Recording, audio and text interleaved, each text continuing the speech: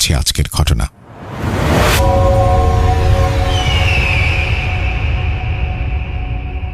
সাল 2016। লুবনা এবং তার পরিবারের বসবাস ছিল বরিশালের একটি সুপরিচিত জেলায়। লুবনার পরিবারের সদস্য সংখ্যা ছিল মোট 5 জন। লুবনার বাবা, মা, বড় বোন দিবা, লুবনা নিজে এবং তার ছোট বোন রিনা। লুবনা তখন 9ম শ্রেণীতে পড়াশোনা করত। বড় বোন দিবা সবেমাত্র কলেজে ভর্তি হয়েছে, আর ছোট বোন রিনা তখন 1ম শ্রেণীর ছাত্র।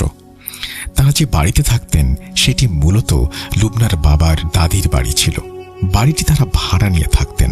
সেই বাড়িতে 2টি মাস্টার বেডরুম ছিল। বড় রুমটিতে লুবনার বাবা, মা এবং ছোট বোন রিনা ঘুমাতেন, আর অপর রুমটিতে লুবনা এবং তার বড় বোন দিবা থাকতেন। পারিবারিক দিক থেকে তারা ছিলেন খুবই সুখী। লুবনার বাবা এবং মায়ের মধ্যে বোঝাপড়া ছিল চমৎকার। প্রতিদিনের স্বাভাবিক জীবনযাপন খুব ভালোভাবেই চলছিল, কিন্তু বিপত্তির শুরু হয় হঠাৎ করেই। তাদের পরিবারের ওপর নেমে আসে এক অদৃশ্য কালো ছায়া। এই ভয়ঙ্কর অধ্যায়ের সূচনা হয় এক রাতের একটি অদ্ভুত ঘটনাকে কেন্দ্র করে। রাত তখন আনুমানিক 9টা বাজে। বাইরের পরিবেশ বেশ শান্ত। রাস্তাঘাটে মানুষের কোলাহল অনেকটা কমে এসেছে। বাড়ির সবাই রাতের খাওয়া দাওয়া শেষ করে ঘুমানোর প্রস্তুতি নিচ্ছিলেন। চারপাশ বেশ নীরব। হঠাৎ এই পিনপতন নীরবতা ভেঙে লুবনার মায়ের একটি গগনবিদারী চিৎকার ভেসে আসে তাদের শোবার ঘর থেকে। লুবনার মা প্রচণ্ড জোরে গলা ফাটিয়ে চিৎকার করে ওঠেন। লুবনা এবং তার বড় বোন দিবা তাদের নিজেদের ঘরে বসে পড়াশোনা করছিল। মায়ের এমন বিকট চিৎকার শুনে তারা প্রচণ্ড ভয় পেয়ে যায়। তাদের মনে কোনো এক চরম বিপদের আশঙ্কা জাগে। মা এভাবে চিৎকার করে উঠছেন কেন? তারা কাল বিলম্ব না করে দৌড়ে মায়ের ঘরের দিকে ছুটে যায়। মায়ের ঘরে প্রবেশ করে লুবনা এবং দিবা যা দেখল তা কল্পনারও বাইরে। তারা দেখল মা বিছানার এক কোণায় ভয়ে গুটিসুটি মেরে আছেন। তার পুরো শরীর থরথর করে কাঁপছে এবং চোখ মুখ ফ্যাকাশে হয়ে গেছে। কপালে বিন্দু বিন্দু ঘাম জমেছে। লুবনা দ্রুত মায়ের কাছে গিয়ে তাকে জড়িয়ে ধরে জিজ্ঞেস করলেন, কি হয়েছে? তখন মা কাঁপা কাঁপা গলায় যা জানালেন তা শুনে সবারই আত্মা কেঁপে উঠল। লুবনার মা ঘুমানোর আগে ছোট বোন রিনাকে ঠিক করে শুইয়ে দিচ্ছিলেন। রিনা ঘুমের ঘোরে খুব বেশি নড়াচড়া করত, তাই মা ভাবলেন রিনার শোয়ার ভঙ্গিটা একটু ঠিক করে দেবেন, নইলে সকালে ওর ঘাড়ে ব্যথা হতে পারে। এই ভেবে তিনি যখন রিনার মাথাটা একটু উঁচু করে বালিশটা ঠিক করতে গেলেন, ঠিক তখনই তিনি বালিশের নিচে নরম তুলতুলে এবং আঠালো কিছু একটার অস্তিত্ব টের পেলেন। কৌতূহল বশত লুবনার মা বালিশটা একটু উঁচু করে ধরেন, আর বালিশ তুলতেই তিনি যা দেখলেন তা কোনো স্বাভাবিক দৃশ্য ছিল না। বালিশের ঠিক নিচে অসংখ্য জ্যান্ত সাদা পোকা কিলফিল করছে। পোকাগুলো এলোমেলোভাবে ছড়িয়েছিল না, সেগুলো নিখুঁতভাবে একটি গোলাকার বৃত্ত তৈরি করে রেখেছিল। দেখে মনে হচ্ছিল কেউ যেন খুব যত্ন করে পোকাগুলোকে একটা বৃত্তাকার শেপে সাজিয়ে রেখেছে। আর সবচেয়ে আশ্চর্যের বিষয় হলো সেই পোকাগুলোর তৈরি করা বৃত্তের ঠিক মাঝখানে অদ্ভুত দর্শনের একটি কুঁচকুঁচে কালো রঙের পোকা বসেছিল। একটি পরিষ্কার পরিচ্ছন্ন বিছানায়, তা আবার মাথার বালিশের নিচে এত বিভৎস পোকার এমন অদ্ভুত সমাবেশ দেখে লুবনার মা আর নিজেকে সামলাতে পারেননি। তিনি ভয়ে চিৎকার করে ওঠেন। লুবনার বাবা ওয়াশরুমে ছিলেন। চিৎকার শুনে তিনিও দৌড়ে আসেন। তিনি এই পোকাগুলো দেখে প্রথমে খুব একটা পাত্তা দিলেন না। তিনি স্বভাবতই একটু বাস্তববাদী মানুষ ছিলেন।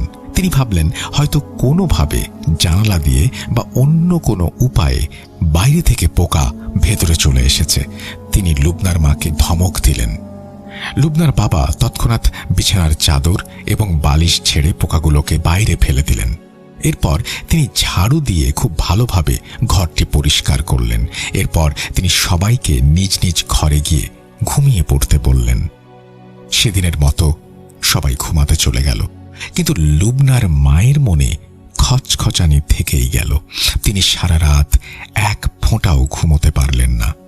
তিনি কেবলই ভাবছিলেন এত পরিষ্কার পরিচ্ছন্ন একটি ঘরে, বিশেষ করে বিছানার বালিশের নিচে এতগুলো পোকা কোথা থেকে এলো।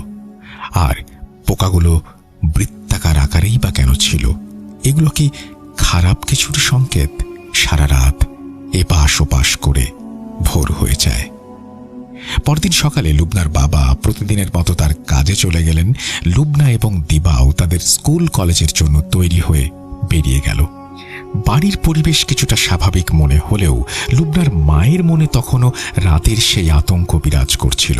দুপুরের দিকে লুবনার মা রান্নাঘরে দুপুরের খাবার তৈরি করছিলেন। তিনি চুলায় তরকারি বসিয়ে আনমনে কিছু একটা ভাবছিলেন। হঠাৎ তিনি তাদের বাড়ির স্টোর রুম থেকে বিকট একটি আওয়াজ শুনতে পান। মনে হলো যেন ভারী কোনো ধাতব বস্তু ফ্লোরের সজোরে আছড়ে পড়েছে। লুবনার মা রান্নাঘর থেকে দ্রুত সেই স্টোর রুমের দিকে এগিয়ে যান। রান্নাঘর থেকে স্টোর রুমে যেতে বেশ কয়েকটি পা ফেলতে হয়। তিনি যখন স্টোর রুমের দরজার সামনে দাঁড়ালেন, তখন তিনি যা দেখলেন তাকে আরো বেশি আতঙ্কিত করে তুলল। তিনি দেখলেন ফ্লোরের ওপর একটি বড় টিনের পাউডারের কৌটার ঢাকনা পড়ে আছে, কিন্তু ঢাকনাটি স্থির হয়ে নেই, সেটি ফ্লোরের ওপর তীব্র গতিতে ঘুরছে। একটি সমতল টিনের ঢাকনা ফ্লোরে পড়লে কিছুক্ষণ আওয়াজ করে স্বাভাবিকভাবে থেমে যাওয়ার কথা, কিন্তু ঢাকনাটি অদ্ভুত এক ছন্দে মেঝের ওপর বৃত্তাকারে ঘুরে চলেছে এবং একটা ভয়ঙ্কর ধাতব শব্দ তৈরি করছে। রান্নাঘর থেকে স্টোর রুমে আসতে লুবনার মায়ের বেশ কিছুটা সময় লেগেছিল। এতক্ষণ ধরে একটি সমতল ঢাকনা কিভাবে ঘুরতে পারে কোনোভাবেই তার বোধগম্য হচ্ছিল না। তিনি দরজার কাছে দাঁড়িয়ে এক দৃষ্টিতে সেটির দিকে তাকিয়ে রইলেন। বেশ কিছুক্ষণ ঘোরার পর ঢাকনাটি ধীরে ধীরে থেমে যায়। লুবনার মা ভয়ে ভয়ে ঢাকনাটি ফ্লোর থেকে তুলে তার নির্দিষ্ট স্থানে রেখে দিলেন। তিনি এই ঘটনার কোনো যৌক্তিক ব্যাখ্যা খুঁজে পেলেন না। তার বুকের ভেতর ভয়টা আরো জেঁকে বসল। তিনি বুঝতে পারছিলেন বাড়িতে স্বাভাবিক নিয়মের বাইরে কিছু একটা ঘটছে। এই ঘটনার পর প্রায় এক সপ্তাহ লুবনাদের বাড়িতে আর কোনো অস্বাভাবিক কিছু ঘটেনি। সবাই ভেবেছিল হয়তো এগুলো মনের ভুল বা কাকতালীয় কোনো ব্যাপার। লুবনার মাও ধীরে ধীরে রাতের সেই পোকাগুলো এবং ঢাকনা ঘোরার ঘটনাটি ভুলে যাওয়ার চেষ্টা করছিলেন, কিন্তু তারা জানতেন না এই নীরবতা ছিল কেবল আসন্ন এক মহাঝড়ের পূর্বাভাস। শয়তান তার গুটি সাজাচ্ছিল। এক সপ্তাহ পরের কথা। সময়টা ছিল বিকেল গড়িয়ে সন্ধ্যার ঠিক আগ মুহূর্ত। মাগরিবের আজান হতে আর বেশি দেরি নেই। আকাশের সূর্যটা লাল বর্ণ ধারণ করেছে। চারপাশের পরিবেশটা কেমন যেন গুমট হয়ে গেছে। হঠাৎ করেই লুবনার মা আবারও বিকট শব্দে চিৎকার করে ওঠেন, কিন্তু এবারের চিৎকারটা কোনো ভয়ের চিৎকার ছিল না। মনে হচ্ছিল কেউ চরম আক্রোশে গলা ফাটিয়ে চিৎকার করছে। এই চিৎকারের শব্দে কোনো মানবিকতা ছিল না। লুবনা, দিবা এবং লুবনার বাবা দৌড়ে মায়ের কাছে চলে যায়। গিয়ে দেখে লুবনার মা মেঝের ওপর বসে আছেন, কিন্তু তার চেহারা সম্পূর্ণ বদলে গেছে। লুবনার মায়ের বয়স তখন 40-এর কাছাকাছি এবং তিনি দেখতে বেশ সুন্দরও ছিলেন, কিন্তু সেই মুহূর্তে তাকে দেখে মনে হচ্ছিল যেন 70 বা 75 বছরের কোনো বৃদ্ধা মেঝের ওপর বসে আছেন। তার মুখের চামড়া কুঁচকে গিয়েছিল এবং চোখের দৃষ্টি ছিল চরম হিংস্র। তিনি অকারণে রাগে গজগজ করছিলেন এবং মুখ থেকে অদ্ভুত গোঙানির আওয়াজ বের হচ্ছিল। লুবনার বাবা পরিস্থিতি থেকে বুঝতে পারলেন যে তার স্ত্রীর ওপর খারাপ কিছুর প্রভাব পড়েছে। তিনি ইসলামিক মাইন্ডের মানুষ ছিলেন।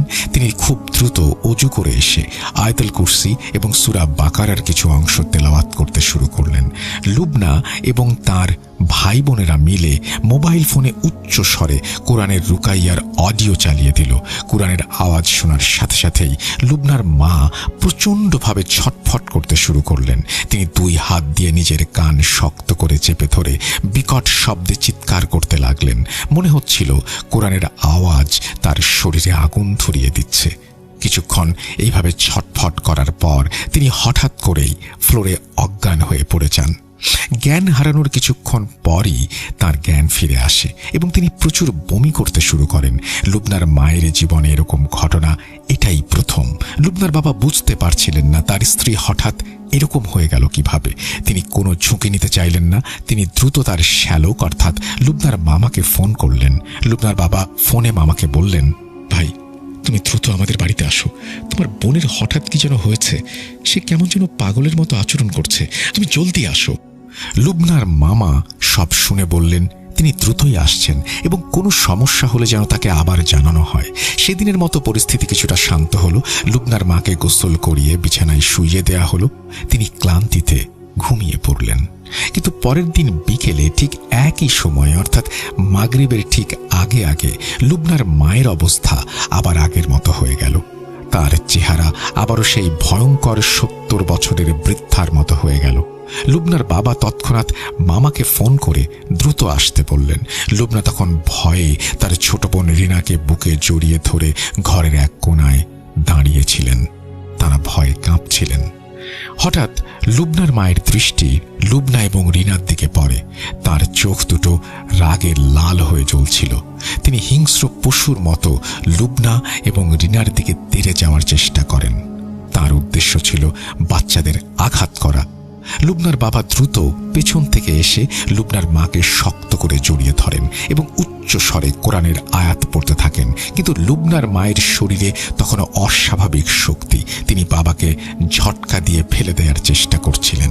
এমন সময় লুবনার মামা ঘরে প্রবেশ করেন। তাকে দেখা মাত্রই লুবনার মা তাকে লক্ষ্য করে একটি সজোরে ঘুষি মারার চেষ্টা করেন, কিন্তু মামা দ্রুত হাত দিয়ে সেই ঘুষি আটকে দেন। মামা এবং বাবা মিলে লুবনার মাকে অনেক কষ্ট করে আটকে রাখেন এবং সূরা নাস ও সূরা ফালাক পড়ে ফুঁ দিতে থাকেন। কিছুক্ষণ ধস্তাধস্তির পর লুবনার মা আবার জ্ঞান হারিয়ে ফেলেন। লুবনার বাবা তাকে বিছানায় শুইয়ে দেন। কিছুক্ষণ পর লুবনার মায়ের জ্ঞান ফিরে আসে এবং তিনি ঘুমের অতলে চলে যান। সেদিন রাতে লুবনার বাবা সিদ্ধান্ত নিলেন যে তারা কেউ আলাদা ঘরে ঘুমাবেন না। বাড়ির ড্রয়িং রুমে সবাই একসাথে ঘুমাবেন, যাতে লুবনার মায়ের কোনো সমস্যা হলে সবাই মিলে তাকে সাহায্য করতে পারেন। বাবা এবং মা বিছানায় ঘুমালেন, আর লুবনা, দিবা এবং রিনা ফ্লোরে তোশক বিছিয়ে ঘুমালো। পরের কয়েকদিন লুবনার মায়ের আর কোনো সমস্যা হলো না। সবাই ভাবল হয়তো খারাপ সময়টা কেটে গেছে, কিন্তু তাদের এই ধারণা যে কতটা ভুল ছিল তা তারা খুবই শীঘ্রই বুঝতে পারল। কয়েকদিন পরের কথা, সময়টা সেই একই মাগরিবের ঠিক আগে। লুবনার বাবা তার নিজের কাজ করার ঘরে বসে কিছু কাজ করছিলেন। সেই ঘরে একটি সোফা ছিল। লুবনা, দিবা এবং রিনা সেই সোফায় বসে গল্প করছিল। এমন সময় লুবনার মা সেখানে এসে উপস্থিত হলেন। তিনি সোফার একপাশে এসে বসলেন। লুবনার বাবা কাজ শেষ করে কম্পিউটার বন্ধ করে তাদের সাথে গল্পে যোগ দিলেন। পরিবারের সবাই মিলে হাসি খুশিভাবে গল্প করছিলেন। পরিবেশটা ছিল একেবারেই স্বাভাবিক। মনে হচ্ছিল কোথাও কোনো সমস্যা নেই। কিন্তু গল্পের মাঝখানেই হঠাৎ লুবনার মা সোফার ওপর নেতিয়ে পড়লেন। তার মাথাটা পেছনের দিকে হেলে পড়ল। মনে হলো তিনি হঠাৎ করেই গভীর ঘুমে তলিয়ে গেছেন। লুবনার বাবা দ্রুত তার কাছে গিয়ে ডাকতে শুরু করলেন। কি হলো তোমার? এভাবে হঠাৎ করে ঘুমিয়ে পড়লে কেন? ওঠো, চোখ খোলো। লুবনার বাবা তাকে বেশ কয়েকবার ঝাঁকুনি দিলেন। লুবনা এবং তার বোনেরা ভয়ে একদম চুপ হয়ে গেল। বেশ কিছুক্ষণ ডাকার পর লুবনার মা ধীরে ধীরে চোখ খুললেন, কিন্তু তার চোখের দৃষ্টি ছিল সম্পূর্ণ অপরিচিত। সেই দৃষ্টিতে ছিল এক তীব্র আক্রোশ আর শীতলতা। ছোট বোন রিনা ভয়ে কেঁদে উঠল। লুবনা সাহস করে তার মাকে জিজ্ঞাসা করল, মা, তোমার কি হয়েছে? তুমি এমন করছো কেন? লুবনার কথা শোনার সাথে সাথেই তার মা লুবনার দিকে এক পলকে তাকিয়ে রইলেন। তারপর তাঁর ঠোঁটের কোণে ফুটে উঠল এক বিকট এবং ভয়ঙ্কর হাসি। সেই হাসি ধীরে ধীরে এক গগনবিদারী অট্টহাসিতে পরিণত হল। সেই হাসির শব্দে যেন ঘরের দেয়ালগুলো কেঁপে উঠছিল। এটি কোনো মানুষের হাসি ছিল না, এটি ছিল এক ভয়ঙ্কর অশুভ শক্তির হাসি। লুবনার বাবা বুঝতে পারলেন পরিস্থিতি হাতের বাইরে চলে যাচ্ছে। তিনি দ্রুত লুবনার মাকে ঝাঁকাতে লাগলেন এবং বলতে থাকলেন, আল্লাহকে স্মরণ করো, তুমি কে? আমার স্ত্রীর শরীর থেকে বেরিয়ে যাও। কিন্তু লুবনার মা কোনো কথাই শুনছিলেন না। তিনি কেবল বিকট শব্দে হাসছিলেন। লুবনার বাবা নিরুপায় হয়ে আবার লুবনার মামাকে ফোন করলেন এবং বিস্তারিত জানালেন। লুবনার মামা এবার একা আসলেন না, তিনি সাথে করে একজন হুজুরকে নিয়ে আসলেন। হুজুরকে মওলানা সাহেব বলেই সম্বোধন করছি। মওলানা সাহেব এসে লুবনার মাকে ড্রয়িং রুমে নিয়ে যেতে বললেন। লুবনার বাবা মাকে কোলে করে ড্রয়িং রুমের ছোট একটি বিছানায় শুইয়ে দিলেন। মৌলানা সাহেব তার ইসলামিক রুকাইয়ার চিকিৎসা শুরু করলেন। তিনি বিশুদ্ধ উচ্চারণে কোরআন তেলাওয়াত করতে লাগলেন। কোরআনের আওয়াজ শোনার সাথে সাথে লুবনার মা প্রচণ্ডভাবে ছটফট করতে শুরু করলেন। তার মুখ থেকে এবার পুরুষের মতো ভারী এবং কর্কশ আওয়াজ বের হতে লাগলো। তিনি অদ্ভুত এক অপরিচিত ভাষায় কথা বলতে লাগলেন। ভাষাটি লুবনাদের একেবারেই অজানা ছিল। তারা ছিল সাধারণ বাঙালি পরিবার, কিন্তু লুবনার মায়ের মুখ দিয়ে অনর্গল বের হচ্ছিল এমন এক প্রাচীন এবং অদ্ভুত ভাষা, যা শোনার পর মৌলানা সাহেব বুঝতে পারলেন এটি একটি শক্তিশালী জিনের কাজ। মৌলানা সাহেব লুবনার বাবার সাহায্যে জিনের সাথে কথোপকথন শুরু করলেন। মৌলানা সাহেব কড়া গলায় জিজ্ঞেস করলেন, তুমি কে? কোথা থেকে এসেছ? এই মহিলার শরীরে প্রবেশ করার অধিকার তোমাকে কে দিয়েছে? জলদি ওর শরীর থেকে বেরিয়ে যাও, না হলে আমি আল্লাহর কালামের আগুনে জ্বালিয়ে ভস্ম করব। জিনটি ভারী কণ্ঠে মৌলানা সাহেবকে উত্তর দিল, আমি ওকে চাই। কেউ একজন আমাকে পাঠিয়েছে ওকে শেষ করার জন্য।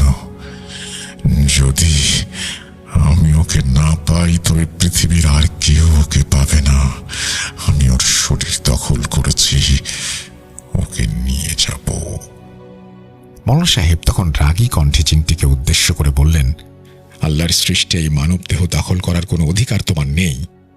জিনটি মৌলানা সাহেবের কথায় কোনো ভ্রুক্ষেপ না করে লুবনার বাবার দিকে ঘুরে আঙুল উঁচিয়ে শাসাতে লাগলো, তুই যদি ওকে আমার হাতে তুলে না দিস তবে ওকে মেরে ফেলবো, তোরা কেউ বাঁচতে পারবি না। লুবনার বাবা এই কথা শুনে প্রচন্ড রেগে গেলেন।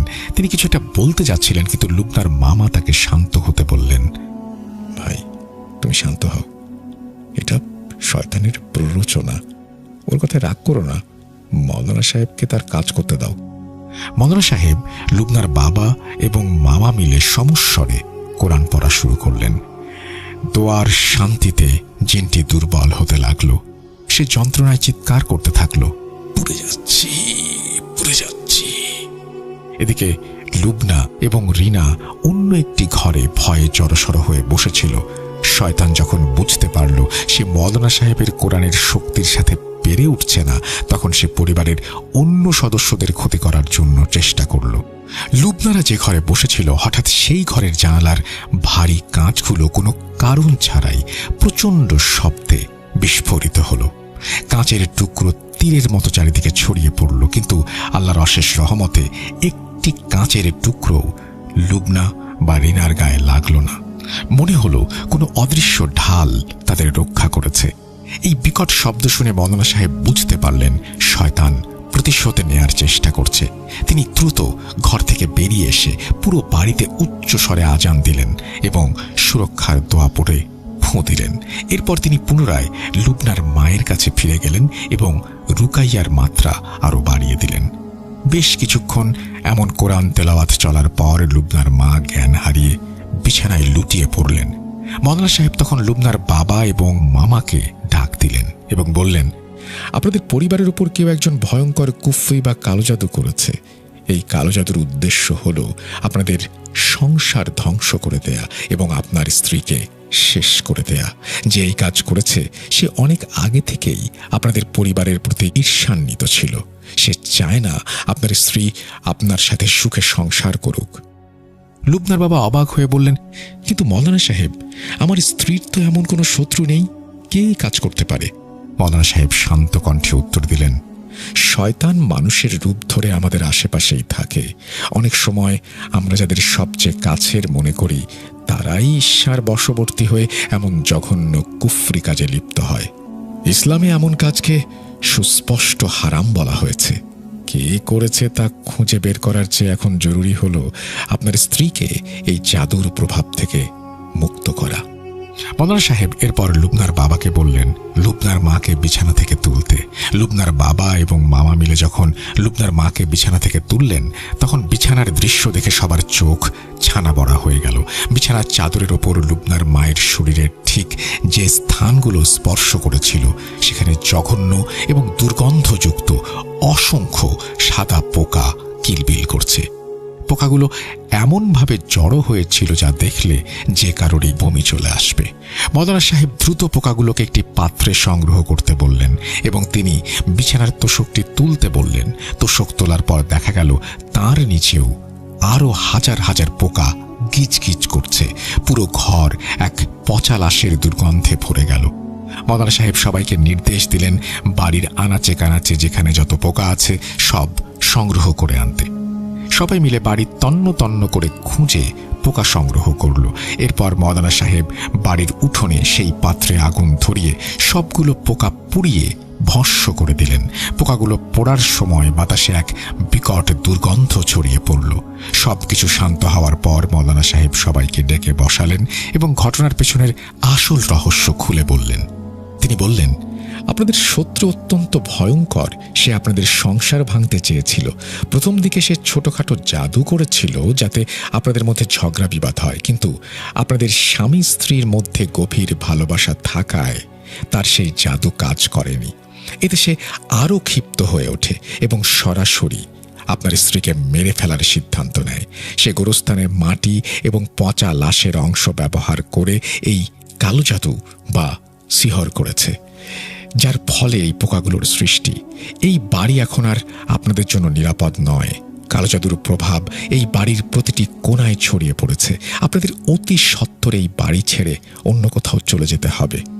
মৌলানা সাহেবের কথা শুনে লুবনার পরিবার সিদ্ধান্ত নিল তারা দ্রুত এই বাড়ি ছেড়ে দেবে। সৌভাগ্যবশত লুবনার বাবা বেশ কিছুদিন আগে একটি নতুন বাড়ি নির্মাণের কাজ শুরু করেছিলেন। বাড়িটির কাজ প্রায় ৮০% শেষ হয়ে গিয়েছিল। তারা সিদ্ধান্ত নিলেন কাজ সম্পূর্ণ হওয়ার আগেই তারা নতুন বাড়িতে উঠে যাবেন। কিন্তু নতুন বাড়ি প্রস্তুত হতে আরো ২ মাস সময় লাগবে। এই ২ মাস সময় এক অদ্ভুত জীবনযাপন করতে বাধ্য হলেন তারা। যেহেতু লুবনার মায়ের ওপর সব সময় মাগরিবের আগে আগে ওটা ভর করত, তাই তারা প্রতিদিন বিকেল হলেই সেই বাড়ি ছেড়ে আত্মীয়র বাড়িতে বা প্রতিবেশীর বাড়িতে গিয়ে আশ্রয় নিতেন। তারা কিছুতেই মাগরিবের সময় ওই অভিশপ্ত বাড়িতে থাকতেন না। রাত ৮টা বা ৯টার দিকে যখন বিপদ কেটে যেত তখন তারা আবার নিজেদের বাড়িতে ফিরে আসতেন। এভাবেই ভয়ে ভয়ে এবং চরম আতঙ্কের মধ্য দিয়ে তাদের ২ মাস কাটল। অবশেষে ২ মাস পর তাদের নতুন বাড়ির কাজ শেষ হলো এবং তারা সেখানে চলে গেলেন। নতুন বাড়িতে যাওয়ার পর লুবনার মায়ের আর কোনো সমস্যা হয়নি। আল্লাহর অশেষ রহমতে তিনি সম্পূর্ণ সুস্থ হয়ে উঠলেন। লুবনাদের পরিবারে আবার শান্তি ফিরে আসলো। তবে কে তাদের এত বড় ক্ষতি করতে চেয়েছিল তা আজ পর্যন্ত তারা জানতে পারেনি। তারা শুধু আল্লাহর উপর ভরসা রেখেছেন এবং নিয়মিত কোরআন তেলাওয়াত ও ইবাদতের মাধ্যমে নিজেদের সুরক্ষিত করেছেন। লিসেনার্স, এই ছিল লুবনা এবং তার পরিবারের সাথে ঘটে যাওয়া লোমহর্ষক ঘটনা। একটু ভেবে ঘটনাটি ঘটেছিল ১৯৭৩ সালে ময়মনসিংহ শহর থেকে কিছু দূরে একটি জায়গায়।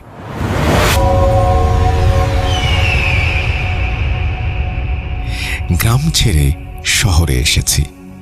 গ্রামে না আছে কোনো ভালো কলেজ, না আছে কোনো ভালো শিক্ষক। তাই উচ্চ মাধ্যমিক পরীক্ষার প্রস্তুতির জন্য শহরে গিয়েছিলাম। শহর থেকে পড়াশোনা করে একটা ভালো রেজাল্ট করতে পারলেই আমি সন্তুষ্ট হতাম। কিন্তু আমি কোথাও থাকার জন্য ভালো কোনো হোস্টেল খুঁজে পাইনি। অবশেষে একটা পুরনো দোতলা বাড়ি পাই। দোতলায় শ্যাওলা জমে স্যাঁতস্যাঁতে হয়েছিল। প্লাস্টার অনেক জায়গায় ভেঙে গিয়েছে।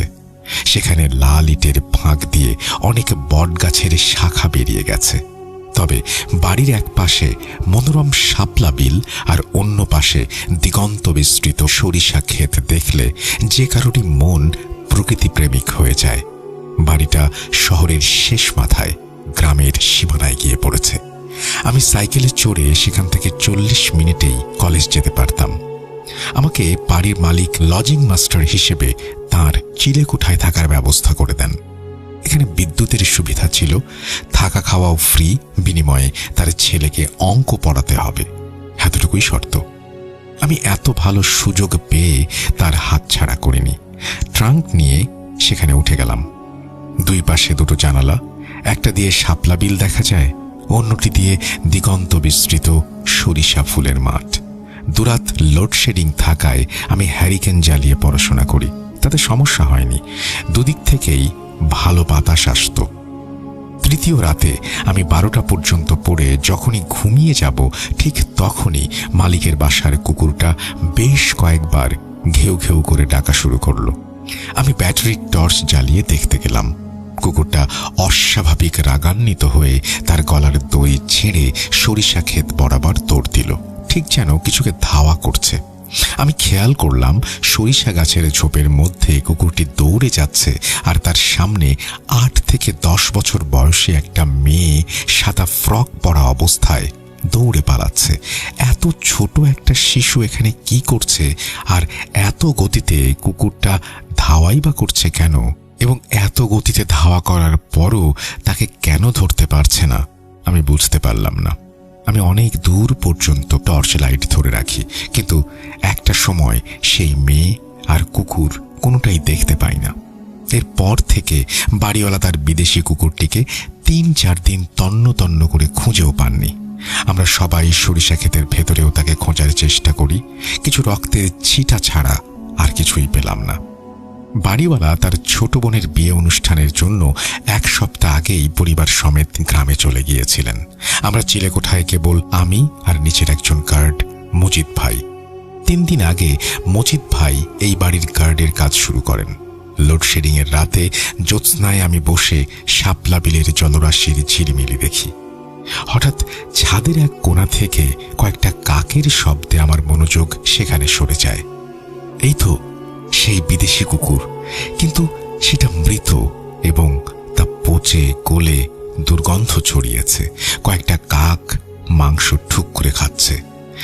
আর ঠিক তখনই সামনে সাদা ফ্রক পরা সেই মেয়েটি একদম ছাদের কিনারায়। আমি তার পেছনটা দেখতে পাচ্ছি, কিন্তু মুখটা দেখতে পাইনি। তবে এবার বেশ ভয় পেয়ে গেলাম। রাত 1টা, আর সেখানে এই মেয়ে কিভাবে আসলো? আমি যখনই বললাম তুমি কে, মেয়েটা ছাদ থেকে লাফ দিয়ে নিচে পড়ে গেল। আমি তৎক্ষণাৎ সেখানে দৌড়ে গেলাম, কিন্তু ততক্ষণে মেয়েটির কোনো অস্তিত্ব পেলাম না। আমি আরো ভয় পেয়ে চিৎকার করে বাসার গার্ডকে ডাকতে থাকি। তিনি এসে আমাকে অভয় দেওয়ার চেষ্টা করেন। কুকুরটিকে আমরা সেই রাতেই মাটি চাপা দিয়ে দেই। সেদিন রাতে আমার ঘুম হয়নি। বারবার আমি দূরের সরিষা ক্ষেত থেকে কারোর কান্না আর আর্তনাদের শব্দ শুনছিলাম। জানি না কি হচ্ছে আমার সাথে। কুকুরের লাশ কিভাবে এখানে আসলো সেটাও আমি বুঝতে পারলাম না। এভাবে ভয় আর অনিদ্রার মধ্যে ফজরের আজানের পরপর আমি হঠাৎ ঘুমিয়ে পড়ি। পরদিন রাতে আমি ঘুমের ট্যাবলেট খেয়ে বিছানায় শুয়ে পড়ি। গভীর ঘুমে স্বপ্নে একজন হিন্দু তান্ত্রিক মহিলাকে দৌড়াতে দেখি। তার হাতে একটা রামদা, সেটা রক্তে ভিজে গেছে, আর সেই মহিলা আমার পেছন পেছন আমাকে বলি দেবার জন্য দৌড়ে আসছে। ঘুম ভেঙে যায়। ঘড়িতে রাত 3টা। আজকেও কিছু জ্যোৎস্না আছে। আমি একটু রিল্যাক্স করার জন্য ছাদের কিনারায় গিয়ে সরিষা ক্ষেতের চারপাশটা ভালো করে দেখি। এখন ক্ষেতে আরো বেশি ফুল ধরেছে। কি যেন সাদা একটা অনেক দূরে নড়ে উঠল। আমি টর্চ ধরে দেখলাম কিছু নড়ছে। আলোতে দেখলাম একটা সাদা শাড়ি পরা মহিলা আর সেই মেয়েটি। মহিলার হাতে সেই রামদা যেটা আমি স্বপ্নে দেখেছিলাম। মহিলাটি ওই মেয়েটাকে ধাওয়া করছে। মেয়েটা জোরে জোরে চিৎকার করছে, বাঁচাও, আমাকে বাঁচাও। আমি ভয় পেলাম, এতটাই ভয় পেলাম যে আমার সারা শরীরে কাঁপুনি দিয়ে উঠল। আমি আতঙ্কিত হয়ে আর একটু নড়তে পারছিলাম না। মহিলাটা দাঁড়িয়ে দৌড়ে আমাদের বাড়ির কাছে আসতে থাকে। এরপর শাপলা বিলের কিছুটা কাছে আসতেই সেই দা দিয়ে মেয়েটাকে একটা কোপ দেয়। মাথা দেহ থেকে আলাদা হয়ে যায়। চারিদিকে রক্ত ছিটকে পড়ে আর রক্তের ধারা শাপলা বিলে নেমে আসে। এবার আমি লাইট ধরেই মহিলার বিকৃত চেহারা দেখি। মুখে অসংখ্য কাটা ক্ষত, রক্তাক্ত চেহারা। আমি ভয় পেয়ে চিৎকার দেই। তখন হাত থেকে টর্চ লাইটটাও পড়ে যায়। আমি তৎক্ষণাৎ টর্চ লাইটটি উঠিয়ে আবার সেখানে ধরতেই দেখি কেউ নেই। যেন এক পলকে সব হাওয়ায় মিলিয়ে গেল। সে রাতে দরজা বন্ধ করে আমি চিলেকোঠায় ভয়ে লুকিয়ে থাকি। আমি ব্যক্তিগতভাবে ভূত প্রেতে বিশ্বাস করতাম না অতটা। আমি তখন ভেবেছিলাম যে আসন্ন পরীক্ষার চিন্তায় হয়তো আমার কোনো মানসিক সমস্যা হচ্ছে, যেমন স্কিজোফ্রেনিয়া বা এরকম ধরনের কোনো সমস্যা। তাই আমি একজন সাইকিয়াট্রিস্টের সাহায্য নেই। তিনি আমাকে কিছু ঔষধ দেবার পাশাপাশি বাসা পরিবর্তন করার উপদেশ দেন। কিন্তু আমার তখন সেটুকু সময়ও ছিল না যে বাসা পরিবর্তন করে নতুন বাসায় উঠব। এরপর কিছুদিন তেমন কোনো সমস্যা হয়নি। এদিকে বাড়ির মালিকও দিন 15 হলো আসেননি। হঠাৎ এক রাতে ফজরের আজানের কিছুটা আগে আমার চিলেকোঠার দরজায় কেউ জোরে জোরে নক করতে থাকে। দরজা খুলতেই দেখি বাসার গার্ড মজিদ ভাই। তিনি এতটাই আতঙ্কিত এবং ভীত যে মুখ দিয়ে কোনো কথাই বের হচ্ছে না। ফজরের আজানের পর তিনি কিছুটা শান্ত হয়ে আমাকে তার সমস্যার কথা খুলে বলেন। তার বর্ণনায় যেটা জানা যায়, মজিদ ভাই সে রাতে ডিউটিরত অবস্থায় বাড়ির পাশে শাপলা বিলে একজন মহিলাকে দেখতে পান। তখন রাত 12টা বেজে গেছে। প্রথমে দূর থেকে আবছা আলোয় তিনি অনুমান করেছিলেন যে হয়তো সেই মহিলা রাতে কাপড় ধোয়ার জন্য এসেছে। কিন্তু তখন প্রায় 2 ঘন্টা কেটে যায়, ওই মহিলা সেখানে সেভাবেই বসে থাকে। মজিদ ভাই খুব ভালোভাবে নজর দিয়ে দেখার জন্য বিলের কাছে চলে যান। তার টর্চের মৃদু আলোতে তিনি দেখার চেষ্টা করেন। কি ভয়ঙ্কর ব্যাপার! সাদা শাড়ি পরা ওই মহিলার পা উল্টো, আর তার হাতে মস্ত বড় এক রামদা। একটা ছোট মেয়ের লাশকে কুপিয়ে কুপিয়ে তার হাত পা মাথা সব পৃথক করছে। মজিদ ভাই ভয়ে কাঁপতে কাঁপতে জিজ্ঞেস করেছিলেন, আপনি কে? তৎক্ষণাৎ সেই অপয়া তার টর্চ লাইটের দিকে তাকিয়ে চিৎকার দেয়।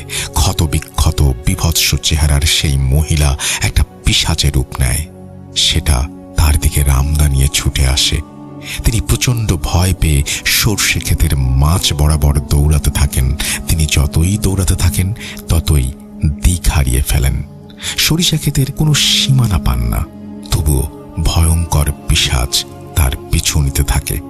একটা সময় তার হাত থেকে টর্চ লাইটটা মাটিতে পড়ে যায়, কিন্তু তাতেও রক্ষে নেই। সেই শয়তানটা তার পেছনে ছুটতেই থাকে। তিনি হঠাৎ সরিষা ক্ষেতের মাঝখানে একটা আলোর উৎস দেখে সেখানে ছুটে যান। কিন্তু দুঃখজনক ব্যাপার হলো, তিনি যে টর্চ লাইটটা ফেলে এসেছিলেন সেটা আবার তার সামনে পড়েছিল, আর সেটার আলোই দূর থেকে তিনি দেখছিলেন। অর্থাৎ তিনি বারবার ঘুরে ফিরে একই রাস্তায় এসেছিলেন। এবার আর কোনো উপায় না পেয়ে মজিদ ভাই জোরে চিৎকার করতে থাকেন। কিছুক্ষণ পর একটা ছোট সুন্দর মেয়েকে দেখতে পান। সেই মেয়েটিকে তিনি ফলো করতে থাকেন এবং এক পর্যায়ে তিনি বাসায় ফিরে আসতে সক্ষম হন।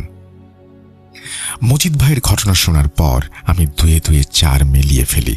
তখন আমারও মনে হতে থাকে হয়তো এখানে কোনো প্যারানর্মাল সমস্যা আছে।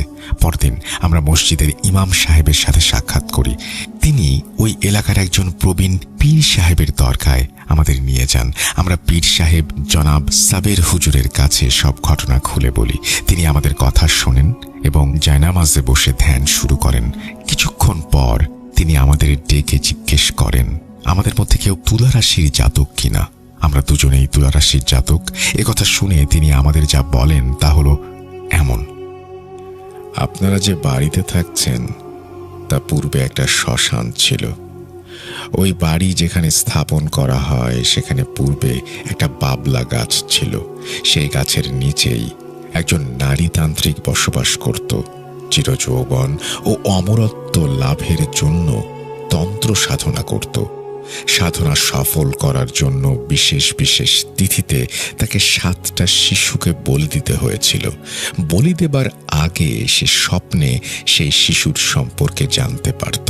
সে তার পিশাচ ও প্রেত চালান দিয়ে ওই সব শিশুদের সম্মোহিত করে নিজের ডেরায় নিয়ে আসত। এরপর নির্দিষ্ট সময় তাদের বলি দিত। এভাবে সে 6টা শিশুকে বলি দেয়। কিন্তু যেদিন শেষ বলি দেবার চেষ্টা করে সেদিন গ্রামের কিছু লোক তাকে সেখানেই থামিয়ে দেয়। এরপর গ্রামের জমিদার তাকে সেই বাবলা গাছের নিচে বেঁধে কঠিন শাস্তি দেয়। কিন্তু গ্রামের মানুষ তাতেও সন্তুষ্ট হয় না এবং তারা সেই মহিলাকে সেখানেই পিটিয়ে মেরে ফেলে। তারপর তাকে সেই গাছের নিচেই মাটি চাপা দেয়া হয়। এই বাড়িটা সেই বাবলা গাছের ওপরেই করা হয়েছিল। কিন্তু সে আপনাদের পেছনে লেগেছে অন্য কারণে। সে অতৃপ্ত, তাই সে তার কাজ শেষ করার জন্য একটা তুলারাশির জাতক খুঁজছে। কিন্তু যে কোনো কারণেই হোক আপনাদের ক্ষতি হয়নি। আর আপনারা যেসব শিশুদের দেখছেন তারা ভিকটিম। কিন্তু আমি বুঝতে পারছি না যে সে মারা যাবার পরেও কেন সাধনা পূর্ণ করতে চায়। সে তার বশীভূত প্রেত পিশাচ দিয়েও আপনাদের ক্ষতি করতে চেয়েছিল। উল্লেখ্য, এখন বছরের সেই উপযুক্ত তিথি চলছে যখন তান্ত্রিকরা বেশি নরবলি দিয়ে থাকে, কারণ এখন অধিকাংশ গ্রহ নক্ষত্র প্রায় কাছাকাছি অবস্থান করছে। তাই হয়তো এই অশুভ শক্তির সক্রিয়তা বেড়েছে। তবে কিছু তাবিজ দিয়ে দিলাম, এগুলো সাথে রাখবেন আর 2 দিন পর আবার আসবেন। কিন্তু আমরা একটা ব্যাপার বুঝতে পারিনি যে আমাদের বাড়ির মালিক দীর্ঘদিন যাবৎ বাইরে আছেন কেন, এখনো ফিরছেন না কেন। আমরা 2 দিন পর খবর নিয়ে জানতে পারি যে বাড়ির মালিক বিয়ের অনুষ্ঠান থেকে ফেরার পথে অ্যাক্সিডেন্ট করেন। সেখানে মালিকের ছোট ছেলে ও বোন বাদে সবাই নিহত হন। ইন্না লিল্লাহি ওয়া ইন্না ইলাইহি রাজিউন। পীর সাহেব ওখানে যেতেই তিনি অগ্রিম আমাদের দুর্ঘটনার বিষয়ে একটি চাঞ্চল্যকর তথ্য দেন। মালিক যখন গাড়ি নিয়ে ফিরছিলেন তখন মাঝ রাস্তায় তারা একজন সাদা শাড়ি পরা মহিলাকে দেখতে পান এবং সে রাস্তার মাঝেই তাদের দিকে দা দিয়ে আক্রমণের উদ্দেশ্যে এগিয়ে যায়। তৎক্ষণাৎ ড্রাইভার গাড়ির নিয়ন্ত্রণ হারিয়ে খাদে পড়ে যায়। মজিদ ভাই জানতে চাইলেন যে ওই মহিলা কি সেই অতৃপ্ত মহিলা তান্ত্রিকের প্রেত কিনা। পীর সাহেব বললেন, এটা সেই অতৃপ্ত তান্ত্রিকের আত্মাই, হয়তো তার কোনো ক্ষোভ থেকে সে এমনটা করেছে। আমিও মজিদ ভাই পীর সাহেবের কথার সত্যতা যাচাইয়ের জন্য বাড়ির মালিকের বোনের সাথে যোগাযোগ করি। কি অবাক কাণ্ড, ঘটনাটা সত্যিই মিলে যায়। এরপর থেকে আমি নতুন বাসা খুঁজতে থাকি এবং মজিদ ভাই ও পীর সাহেব ওই সমস্যার একটা সমাধান করার চেষ্টা করেন। আমি যে কয়দিন ছিলাম, মধ্যরাতে কখনো কান্নার শব্দ, আবার কখনো বাঁচাও বাঁচাও এমন চিৎকারের শব্দ শুনেছি। এরপর আমি নতুন একটা হোস্টেল পাই এবং সেখানে শিফট করি। এর প্রায় 5 বছর পর হঠাৎ কাকতালীয়ভাবে আমার দেখা হয় মজিদ ভাইয়ের সাথে।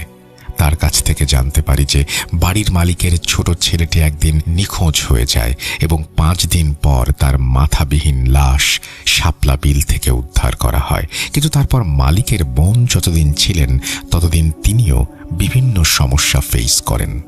শেষে পীর সাহেবের সহায়তায় ওই বাড়ির গোসলখানার নিচ থেকে খোদাই করে একটা কঙ্কাল উদ্ধার করা হয়। পীর সাহেবের কথা অনুযায়ী এটা সেই মহিলা তান্ত্রিকের কঙ্কাল।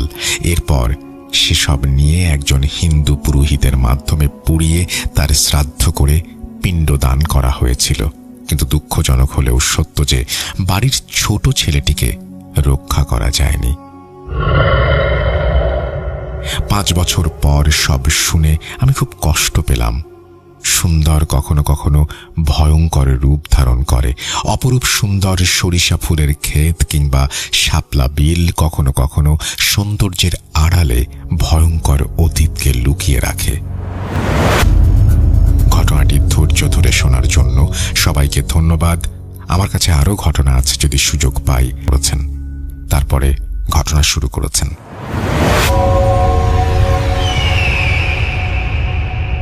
2021 সাল, সবেমাত্র আমি ক্লাস 9-এ উঠেছি। করোনা ভাইরাসের পর তখন প্রথম স্কুল খুলছে ধীরে ধীরে। সপ্তাহে 2 দিন যেতে হয়। এর মাঝখানে আমার দাদি অসুস্থ হওয়ায় আমাদের বাসায় আসে। বলে রাখা ভালো, আমার দাদি থাকতো গ্রামের বাসায় আর আমরা আব্বুর চাকরির সুবাদে রাজশাহীতে। তো আগে থেকেই আমার দাদির সম্পর্ক আমাদের সাথে খুব ভালো ছিল। তিনি আসবেন শুনে আমি আর আমার ভাই অনেক খুশি। তিনি অসুস্থ থাকায় ওইভাবে গল্প করতে পারতাম না। মাঝে মধ্যে তার সাথে কথা বলতাম, তিনি শুধু শুনতেন, একটু হাসি দিতেন, উত্তর দিতেন না। আমি ভাবতাম তার হয়তো ভালোই লাগছে। আমাদের বাসায় আসার 15 দিন হলো। দাদি তখন মোটামুটি সুস্থ, আমরাও অনেক খুশি, গল্প করলাম অনেক। রাজশাহীতে আমরা ভাড়া থাকি 2 রুমের একটা বাসায়, ব্যালকনি আছে। তো 16 দিনের মাথায় কি কারণে সেদিন আমার ভাই আর আমি স্কুলে গিয়েছিলাম না। আম্মুও সেদিন কি কারণে খুব ব্যস্ত ছিল। আমি ঘুম থেকে উঠে দেখি দাদি ব্যালকনিতে বসে আছেন। আমি সেদিকে খেয়াল না করে ফ্রেশ হয়ে খাওয়া দাওয়া করে নেই এবং ফোন টিপতে বসি। কিন্তু আমার হঠাৎ মনে হলো দাদি এক জায়গায় অনেকক্ষণ ধরে বসে আছেন। আমি আস্তে আস্তে তার কাছে যাই। বিশ্বাস করবেন কিনা জানি না, আমি গিয়ে যা দেখি তা মনে হয় না দেখাই ভালো ছিল। আমি দেখি আমার দাদি চোখগুলো অনেক বড় বড় করে তাকিয়ে আছেন। চোখের কালো কোনো অংশ নেই, মুখ হাঁ করা। এটি দেখে আমি জোরে চিৎকার দিয়ে উঠি। আমার আম্মু এসে দেখেন একই অবস্থা। তাড়াতাড়ি করে আম্মু আমাদের আশেপাশের মানুষকে ডাক দেন। আমরা তাকে মাথায় পানি দেই। ডাক্তার নিয়ে আসা হয়। ডাক্তার এসে বলেন তিনি বেঁচে নেই। ইন্না লিল্লাহি ওয়া ইন্না ইলাইহি রাজিউন। আল্লাহ তাকে জান্নাতবাসী করুন। এতে আমরা সম্পূর্ণভাবে ভেঙে পড়ি। বিশেষ করে আব্বু একদমই ভেঙে পড়েন। হঠাৎ করে এরকম হবে কেউ কল্পনাও করতে পারেনি। আমরা তখন দাদিকে নিয়ে গ্রামের বাসায় চলে যাই। ওইখানে নিয়ে গিয়ে তাকে গোসল করানো হয়, দাফন সম্পন্ন হয়। যেহেতু আমরা রাজশাহীতে ভাড়া থাকি, সেহেতু আমরা মনে করি এখানে একটি মিলাদ দেব। গ্রামের বাসাতেও দেয়া হয়। তো আমরা কিছু হাফেজ নিয়ে এসে দোয়া পড়ে মিলাদ দেই। কিন্তু আমি দাদির ওই মুখটা ভুলতে পারি না। হুট করে মনে পড়ে যায়, চোখের সামনে চলে আসে। একা ঘুমাতে পারি না। একদিন রাতে কোনো একটা কারণে আমি বাথরুমে যাওয়ার জন্য উঠি। আমার ভাই তখন আমার পাশেই ঘুমায়। আমি উঠে একাই ওয়াশরুমে যাব। তো ওয়াশরুমে যাওয়ার জন্য ডাইনিং রুম পার হয়ে তারপর যেতে হয়। ডাইনিং রুম থেকে ব্যালকনির দরজাটা সরাসরি দেখা যায়। তো আমি কি ভেবে সেদিকে তাকাই, বিশ্বাস করবেন কিনা জানি না, আমি যা দেখি তা দেখার জন্য আমি মোটেও প্রস্তুত ছিলাম না। আমি দেখি মৃত্যুর সময় যেভাবে আমার দাদি বসেছিল ঠিক একইভাবে ওই একই জায়গায় বসে আছে। আমি কি করব ভেবে না পেয়ে এক দৌড়ে রুমে চলে আসি। এসে ছোট ভাইকে জড়িয়ে ধরে কিছুক্ষণ ভাবি কি দেখলাম আমি। এভাবে কিছুক্ষণ থাকার পর আমি কখন যেন ঘুমিয়ে পড়ি। ঘুমের ভেতর আমি স্বপ্নে দেখি আমি খুব সুন্দর একটা জায়গায় দাঁড়িয়ে আছি। সামনে আমার দাদি। আমার দাদি বলছে, তুমি আমার থেকে একটা ছোট্ট পাতিল চেয়েছিলে, তখন তোমাকে আমি তা দিতে পারিনি। বলে রাখা ভালো, আমি ছোট থাকতে দাদির কাছে একটা পাতিল চেয়েছিলাম, কারণ ওইটা দিয়ে আমি খেলবো। কোনো কারণে দাদি সেটা দিতে পারেননি। দাদি আমাকে স্বপ্নে বলছেন, তুমি এবার বাসায় গেলে অবশ্যই সেটা নিয়ে আসবে। আর আমার একটা সুন্দর শাড়ি আছে গোলাপি রঙের, যা আমি তোমার বিয়ের জন্য রেখেছি, সেটাও নিয়ে আসবে। আমি তখন অনুভব করলাম এটা স্বপ্ন না, এটা বাস্তব। হঠাৎ আম্মুর ডাক শুনতে পাই ফজরের নামাজের জন্য। আমি আম্মুকে সব খুলে বলি। আম্মু বলে, তোমার দাদির জন্য তুমি দোয়া করো। কিন্তু দুঃখের বিষয়, আমার ফুপিরা আমাকে ওই দুইটা জিনিস দেয়নি। তাদের নাকি দাদি বলে গেছে ওদেরকে সব নিতে। আমার আব্বু যেহেতু চাকরি করেন, তিনি সব কিনে ফেলতে পারবেন। আমি অনেক অনুরোধ করি পাতিলটা দেওয়ার জন্য। এই ছিল আমার ঘটনা। ভালো লাগলে পড়ে শোনাবেন। আমার কাছে আরো অনেক ঘটনা আছে। সময় কেমন আছেন আপনারা? আশা করি মহান আল্লাহ তাআলার অশেষ রহমতে আপনারা সকলে অনেক ভালো আছেন এবং সুস্থ আছেন। আমি সিফাত আলম আজ কানিজ ফাতেমা নামের এক আপুর স্টোরি নিয়ে আপনাদের মাঝে উপস্থিত হয়েছি। তিনি বলেন তিনি তার জীবনে অত্যন্ত ভয়ানক একটি ঘটনা পার করেছেন। তিনি ভূত.com-এর সাথে শুরু থেকেই সম্পৃক্ত। এই শো তিনি বহু বছর যাবৎ শুনে আসছেন। একটা এপিসোড কখনো তিনি মিস করেননি। তিনি বলেন, আমি অনেকদিন ধরেই ভাবছিলাম আপনাদের সাথে যোগাযোগ করব, নিজের এই অভিজ্ঞতার কথা জানাবো, কিন্তু কিছুতেই সাহস করে উঠতে পারছিলাম না। ভেতরে কেমন যেন একটা ভয় কাজ করত। আসলে মানুষ ভাবে তার সাথে হয়তো কখনো এমন কিছু হবে না, আমিও তাই ভাবতাম। কিন্তু যখন নিজের জীবনে এমন কিছু ঘটে, তখন চারপাশের চেনা পৃথিবীটা একেবারে অচেনা হয়ে যায়। আমার জীবনের মূল ঘটনাটি মূলত কালো জাদু বা ব্ল্যাক ম্যাজিক নিয়ে। সময়টা 2014 সাল। আমি তখন পড়াশোনা শেষ করে একটা বেসরকারি এয়ারলাইন্সে কেবিন ক্রু হিসেবে জয়েন করি। মাশাআল্লাহ, আমার ক্যারিয়ার খুব ভালোই এগোচ্ছিল। প্রায় 5 বছর আমি এয়ারলাইন্সে চাকরি করেছি। এই পেশার কারণে প্রতিদিন অসংখ্য মানুষের সাথে আমার দেখা হতো। লম্বা ফ্লাইটে যাত্রীরা অনেক সময় বোর হয়ে যেতেন। 10-11 ঘন্টার ফ্লাইটে অনেক পেছনের দিকে এসে আমাদের সাথে গল্পগুজব করতেন। বিশেষ করে রাতের ফ্লাইটে কোনো আন্টি, কোনো বয়স্ক মানুষ, আবার কোনো সমবয়সী মেয়ে, তারা নিজেদের জীবনের নানা গল্প আমাদের শোনাতেন। এমন অসংখ্য গল্প আমার স্মৃতিতে জমা আছে, কিন্তু আমার নিজের জীবনের গল্পটা হয়তো গল্পের চেয়েও অনেক বেশি ভয়ঙ্কর। আমার খুব ভালো একটা চাকরি ছিল, নিজের পছন্দের মানুষের সাথে আমার এঙ্গেজমেন্ট হয়েছিল। রায়হান, আমার স্বামীর নাম রায়হান। মাশাআল্লাহ, আমাদের পরিবার খুব ভালো। আব্বু আম্মু আর আমরা 4 ভাই বোন, সবাইকে খুব ভালোবাসতাম। সব মিলিয়ে আমার জীবনটা ছিল একদম পারফেক্ট আর একটা স্বপ্নের মতো। সকালে শান্তিতে ডিউটিতে যেতাম, কাজ শেষে বাড়িতে ফিরে আসতাম। ভালো আয় রোজগার ছিল, পাশে একজন খুব ভালো জীবনসঙ্গী ছিল। শ্বশুরবাড়ির মানুষজনও খুব ভালো ছিল, খুব আন্তরিক ছিলেন। কিন্তু কথায় আছে না, মানুষের সুখ সবার সহ্য হয় না। কাছের মানুষেরই নজর লাগে সব থেকে বেশি, আর এই কাছের মানুষরাই যখন ক্ষতি করতে চায় তখন সেটা আটকানো খুব মুশকিল হয়ে যায়। আমাদের এঙ্গেজমেন্টের পরে প্রায় 2.25 বছর কেটে গিয়েছিল। শ্বশুরবাড়ি থেকে বলা হচ্ছিল এবার বিয়ের কাজটা সেরে ফেলা দরকার। আমি আর রায়হান মিলে সিদ্ধান্ত নিয়েছিলাম বড় করে বিয়ের আগে, অনুষ্ঠানের আগে আমরা শুধু আক্তটা করে রাখবো। বিয়ে পরে করে রাখলেও কোনো সমস্যা নেই, কাগজে কলমে আমরা সেটাও করে রাখবো। ভিসা প্রসেসিং, নামের পরিবর্তন, এসব কাজে বেশ সময় লাগতো। আমাদের খুব ইচ্ছে ছিল বিয়ের পর আমরা একসাথে উমরা করতে যাব। 2 পরিবারের সবাই আমাদের এই সিদ্ধান্তে রাজি হলেন। ঠিক হলো ডিসেম্বর মাসে আমাদের মূল বিয়ের অনুষ্ঠান হবে, কিন্তু বিয়েটা হবে জুনের দিকে। জুন মাস প্রচন্ড গরম, আর সেই সাথে তখন রমজান মাসও চলছিল। বিয়ের দিনক্ষণ ঠিক করা হলো। আমি আর রায়হান খুব খুশি ছিলাম।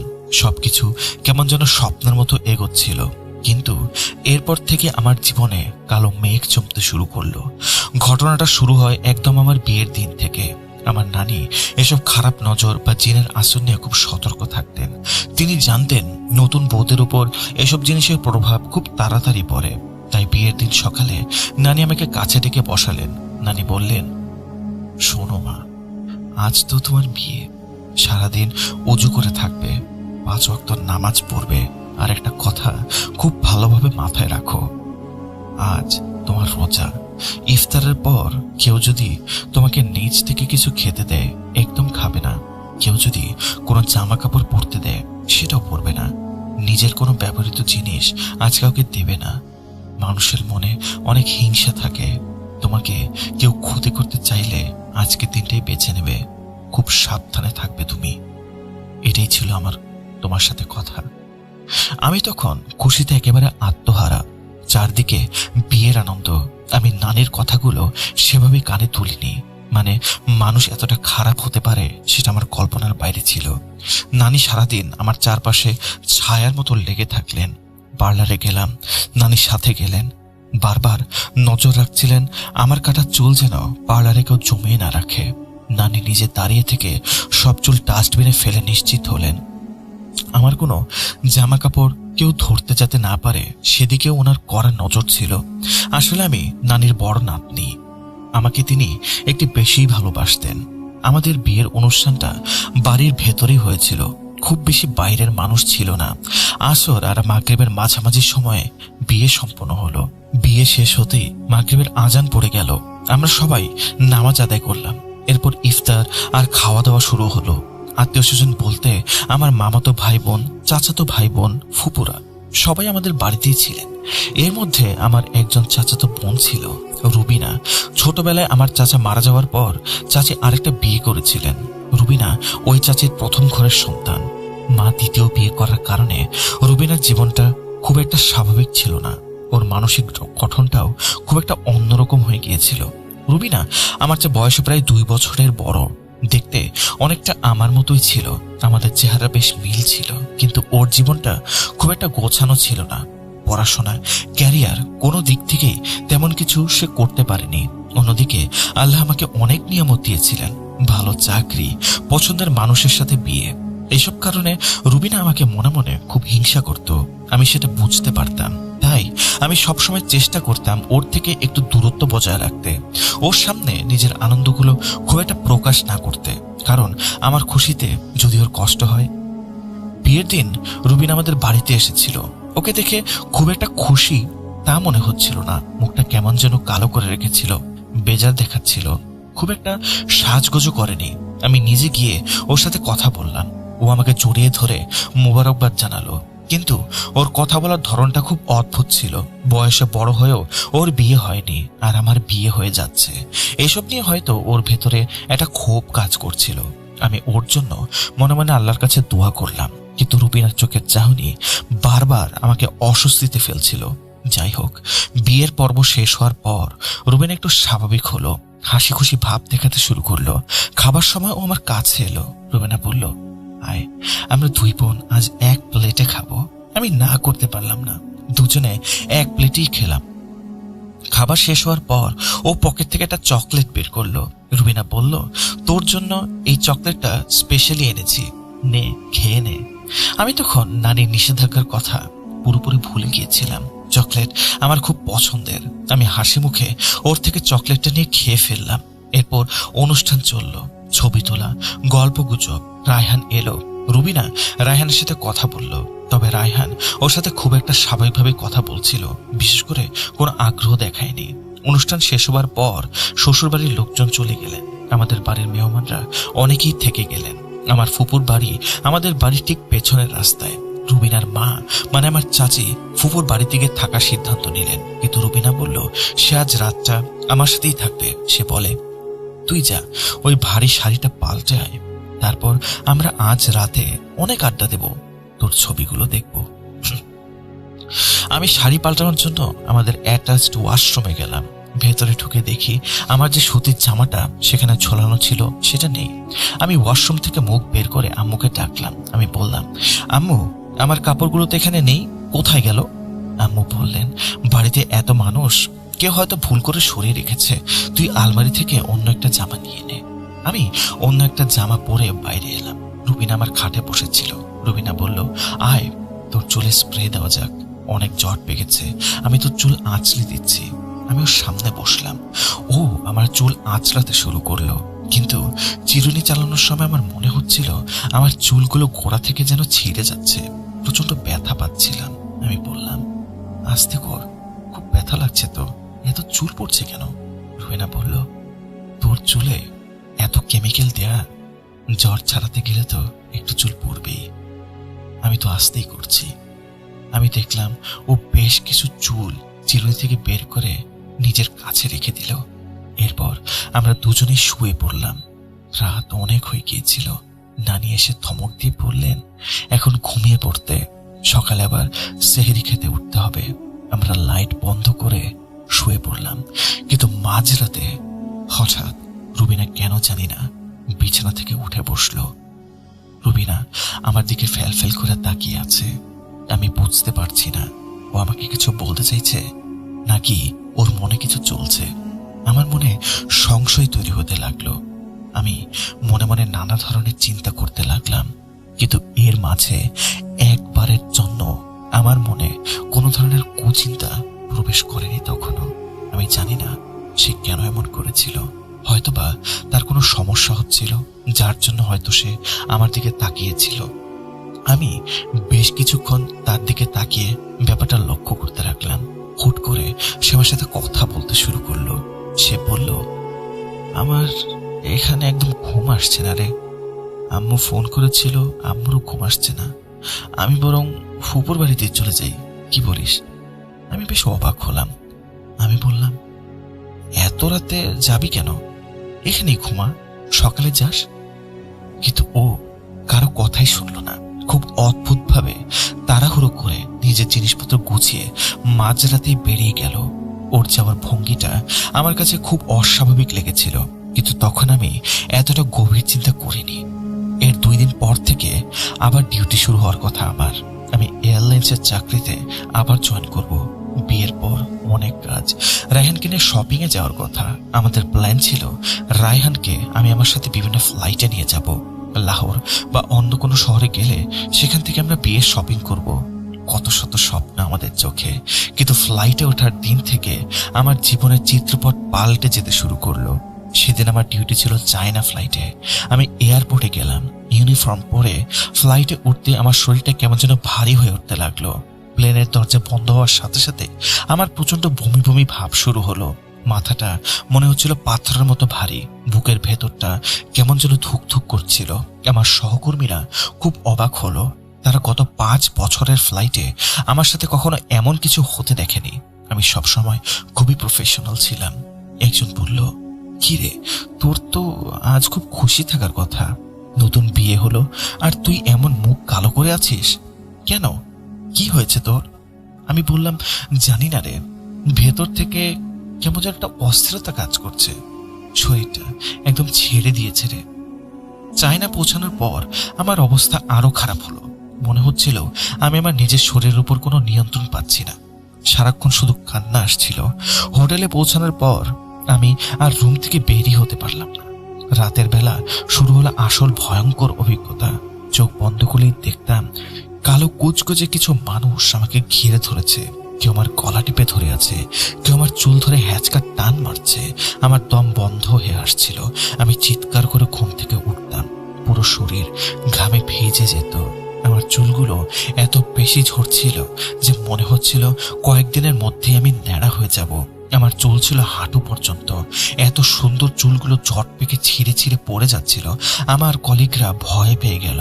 তারা বলল, হয়তো রুমে একা চুল খুলে রাখার কারণে কোনো খারাপ বাতাস লেগেছে। তারা আমাকে নিয়ে রুকাইয়া করার চেষ্টা করলো, কিন্তু কিছুতেই কোনো কাজ হচ্ছিল না। চায়নাতে আমাদের 7 দিন থাকার কথা ছিল। ওই 7টা দিন আমার জীবনের সবচেয়ে ভয়ঙ্কর 7 দিন। আমার সহকর্মীরা বাইরে ঘুরে বেড়াচ্ছে, শপিং করছে, আর আমি একটা অন্ধকার রুমের বিছানায় পড়ে পড়ে ধুঁকছি। এর মধ্যে সবচেয়ে বড় যে বিষয়টা ঘটলো তা হলো রায়হানের সাথে আমার সমস্ত যোগাযোগ বন্ধ হয়ে গেল। এই 7 দিন আমাদের একেবারের জন্যও কোনো কথা হয়নি। আমি যখন ওর নাম্বারে কল দিতাম দেখতাম নেটওয়ার্ক নেই। ও কল দিলে আমার নাম্বার বন্ধ পেত, ইন্টারনেটও কাজ করছিল না। অথচ আমার আব্বু আম্মুর সাথে আমার ঠিকই কথা হচ্ছিল। আমি ওনাদের আমার শারীরিক অবস্থার কথা জানাচ্ছিলাম, কিন্তু রায়হানের সাথে আমার কোনোভাবেই কোনো কানেকশন হচ্ছিল না। 7 দিন পর আমি যখন বাংলাদেশে ফিরে এলাম, আমার শরীর তখন কঙ্কালসার, চোখের নিচে কালি পড়ে গেছে, গায়ের রং কালচে হয়ে গেছে। আমাকে দেখে আমার আম্মু আঁতকে উঠলেন। আম্মু বললেন, তোর এই কি অবস্থা? মাত্র 1 সপ্তাহে তোর চেহারা এমন কিভাবে হলো? আম্মুর সাথে সাথে নানিকে খবর দিলেন। নানি এসে আমাকে দেখে খুব চিন্তিত হয়ে পড়লেন। প্রথম দিন তেমন কিছু হলো না, শুধু কয়েকবার বমি হলো। আমাকে ডাক্তারের কাছে নেওয়া হলো, অনেকগুলো টেস্ট করা হলো, কিন্তু সব রিপোর্ট একদম নর্মাল। ডাক্তারি বিদ্যায় আমার কোনো রোগী ধরা পড়ল না। আমি এয়ারলাইন্স থেকে সিক লিভ নিলাম। বাড়ি ফেরার পর শুরু হলো রাতের বিভীষিকা। ঠিক রাত 2টা থেকে 2:30টার মধ্যে আমার শরীর শক্ত হয়ে যেতে শুরু করে। হাত পাগুলো সাপের মতো এঁকে বেঁকে যেত, চোখ দুটো উল্টে যেত।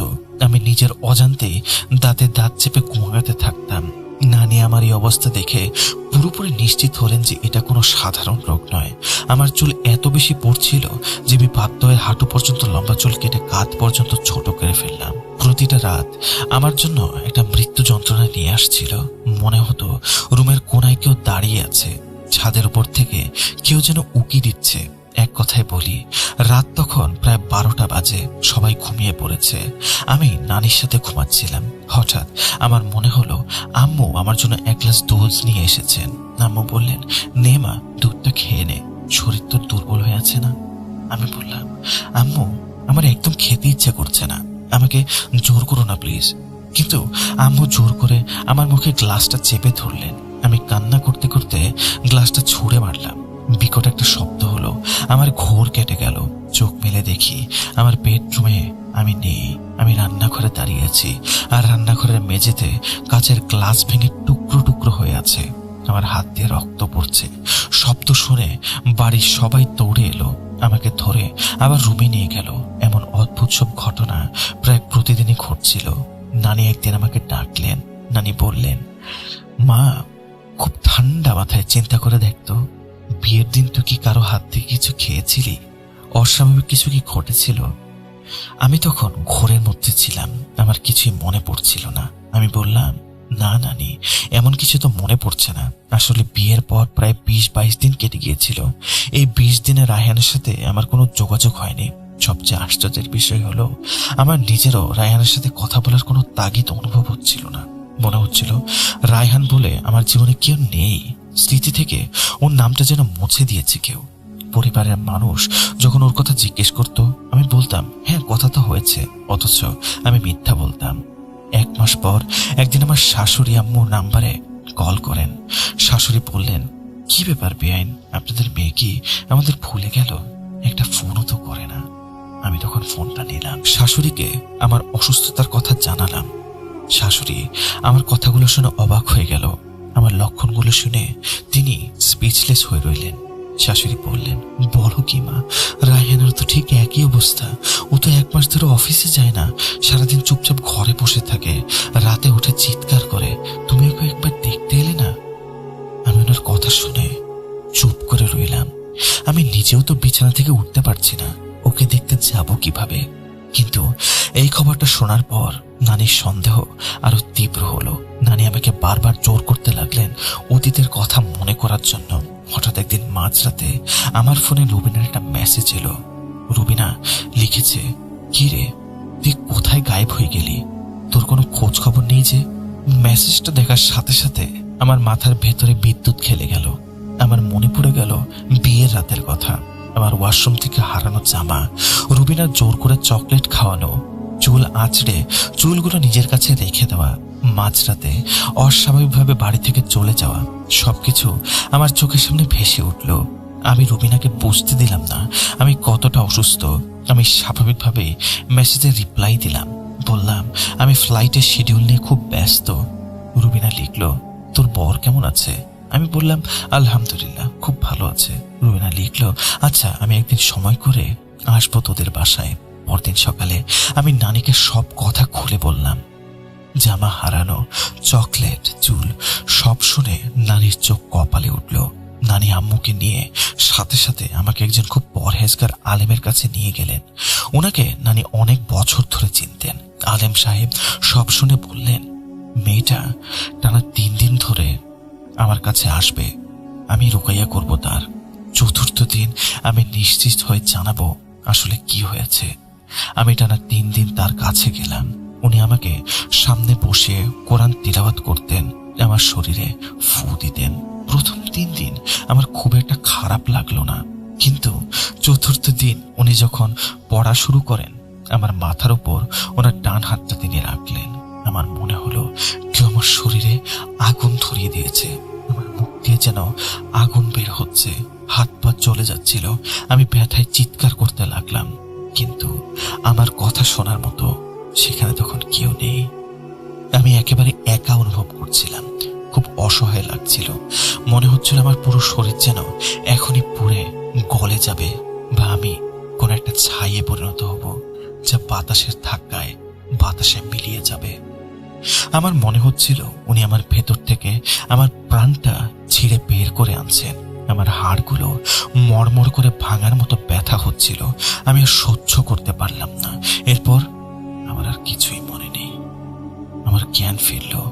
দেখলাম আমি আমার নিজের ঘরের বিছানায় শুয়ে আছি। আমার গলায় বেশ কয়েকটা তাবিজ ঝোলানো। বাড়ির সবাই আমার চারপাশে ঘিরে ধরে আমাকে দেখে কাঁদছে।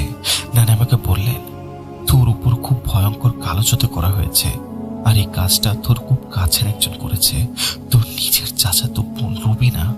আমি বললাম, হুজুর কেউ নাম বলেছে?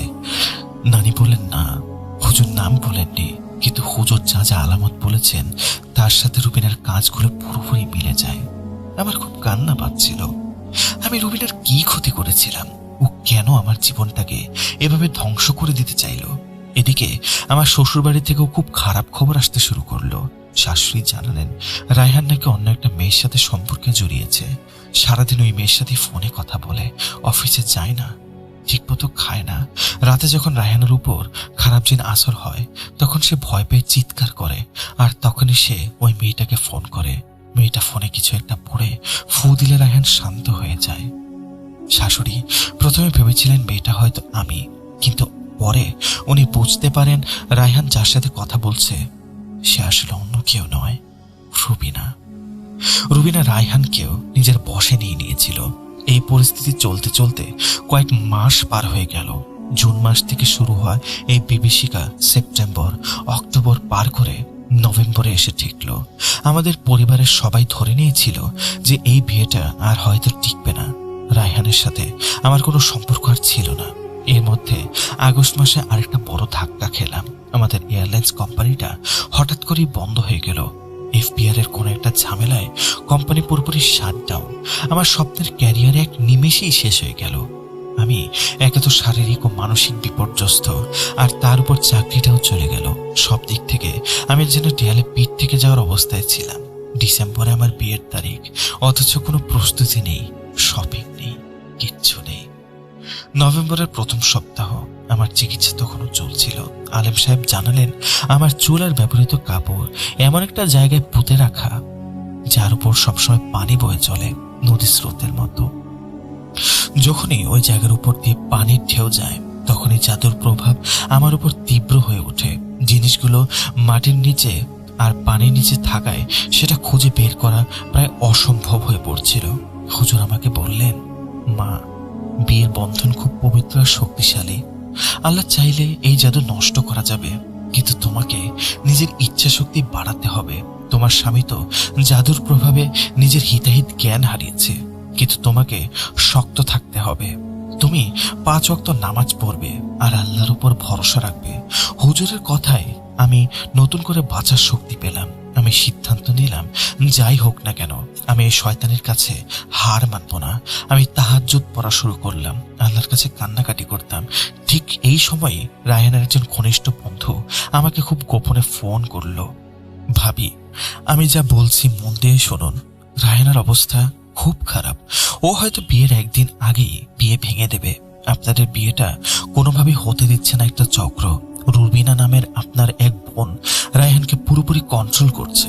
রুবিনা যা পড়তে বলে রায়হান তাই পড়ে, যা খেতে বলে তাই খায়। কিন্তু আসল কথা হলো, রায়হান ওকে মন থেকে একটু ভালোবাসে না।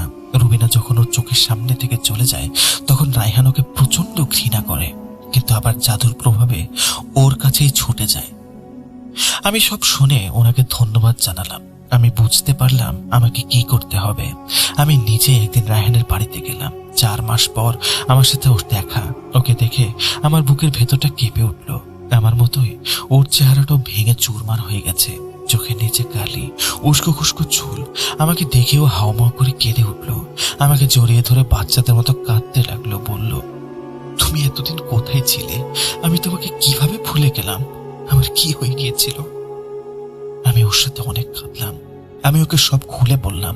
আমি বললাম, দেখো, আমরা দুজনই এই শয়তানের শিকার। আমাদের দুজনকে আলাদা করার জন্যই এই কাজটা করা হয়েছে।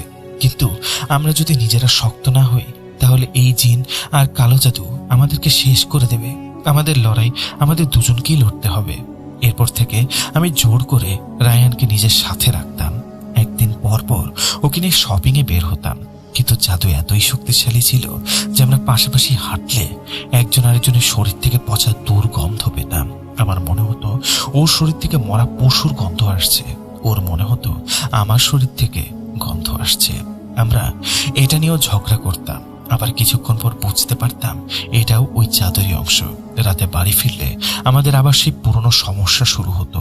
শরীর শক্ত হয়ে যাওয়া, চোখের মনে উল্টে যাওয়া।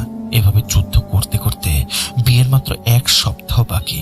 হঠাৎ আবার রায়হান বেঁকে বসলো। ও আমাকে ফোন করে জানালো ও বিয়ে করবে না, ও কোনোভাবেই বিয়েতে বসবে না। আমার পরিবারের অশান্তি বেড়ে গেল। আমি নিজের হাল ছেড়ে দেওয়ার উপক্রম। নানি তখন আবার ওই আলেম সাহেবের কাছে ছুটে গেলেন। নানি কেঁদে কেঁদে বললেন, হুজুর, আমার নাতিটার জীবন শেষ হয়ে যাচ্ছে। বিয়েটা ভেঙে গেলে মেয়েটা আর বাঁচবে না। আপনি কিছু একটা ব্যবস্থা করুন। আলেম সাহেব তখন তার পরিচিত অনেক বড় একজন মুফতির সাথে যোগাযোগ করলেন। ওনারা দুজন মিলে বিশেষ কোনো আমলের মাধ্যমে জাদুর মূল জায়গাটা শনাক্ত করতে সক্ষম হলেন। বিয়ের ঠিক 2 দিন আগে ওনারা ওই পানির নিচ থেকে জাদুর পুটুলিটা উদ্ধার করলেন। বিশ্বাস করবেন না আপনারা, যখন ওনারা ওই পুটুলিটা বের করে জাদু নষ্ট করছিলেন, আমার বাড়িতে তখন আমি মৃত্যু যন্ত্রণায় ছটফট করছিলাম। আমার মনে হচ্ছিল কেউ আমাকে শূন্য ভাসিয়ে আছাড় মারছে। আমি মেঝেতে লাফাতে লাফাতে লাগলাম। আমার চোখের সামনে সব মানুষের চেহারা দুটো করে দেখাচ্ছিল। আমি আম্মুকে দুটো দেখছিলাম, নানিকে দুটো দেখছিলাম। হঠাৎ দেখলাম কোথা থেকে দুটো বিশাল কালো কুকুর ঘরের ভেতরে ঢুকে পড়েছে। কুকুরগুলো চোখ দিয়ে যেন আগুন ঝরছে। ওরা আমার দিকে তেড়ে আসছিল আমাকে কামড়ে ছিঁড়ে খাওয়ার জন্য। আমি ভয় চিৎকার করে সারা ঘরময় দৌড়াতে লাগলাম। আমি চিৎকার করছিলাম, আম্মু বাঁচাও, কুকুরগুলো আমাকে খেয়ে ফেলবে। কিন্তু ঘরের মানুষের চোখে কোনো কুকুর ছিল না, এটা শুধু আমিই দেখছিলাম। প্রায় আধা ঘন্টা এই তাণ্ডব চলার পর আমি জ্ঞান হারিয়ে ফেলি। নানি যখন হুজুরকে ফোন করলেন, হুজুর জানালেন আলহামদুলিল্লাহ, জাদু নষ্ট করা হয়েছে। ওনারা জাদুর পুটুলির ভেতর থেকে আমার ব্যবহার করা অন্তর্বাস, বিয়ের দিনের জামার টুকরো, আমার চুল আর কিছু রক্ত পেয়েছিলেন।